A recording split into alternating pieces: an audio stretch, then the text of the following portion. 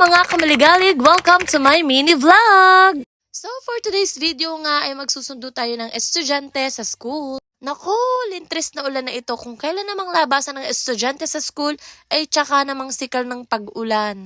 Nagmukha na naman nga akong isip bata na ito talaga namang may pagguhit pa sa bintana. Uy, wag nga ako. Alam kong ginagawa mo rin yan. Fast forward na nga tayo mga kamaligalig kaya naman nandito na tayo sa school.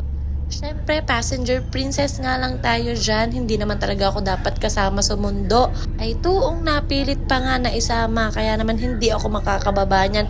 Dahil ako'y naka-short na pagka-igsi-igsi. Tapos nakamahaba pa nga akong jacket. Kaya naman hindi talaga tayo pwede lumabas. Magmumukha lang tayong walang short. At nakikita ko na nga si Master 1 at Master 2. Ayan, papalapit na sila. Tuwang-tuwa nga naman ang bata kapag uwian na. Diyos ko po, nagdadali-dali na nga at kaulan naman talaga eh. Oh, pasok na ang isang itik. At syempre may sumabay pa nga ang kanyang pinsan. Ang padalawang itik na ito. Diyos ko, kapag gari talagang maulan, ito ang pagkakahirap naman talaga maghatid sundo sa eskwela. So, ayan na nga, fast forward na uli, pauwi na kami. O, diba sabi ni Master okay daw at ito naman pinsan niya, excited na din na umuwi.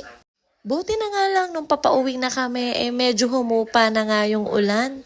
Ang hirap nga lang kasi na nagdadrive ka tapos sobrang lakas ng ulan, hindi mo na makita yung daan. Huy, akala mo talaga siya ang nagdadrive no? Ewan ko nga kasi kay Bagyong Enteng na yan, dapat kasi umaalis na kapag hindi ka na mahal. Eme. So, ayun lang muna mga kamaligalig for today's mini vlog. Kaya naman, thank you sa panonood. Bye!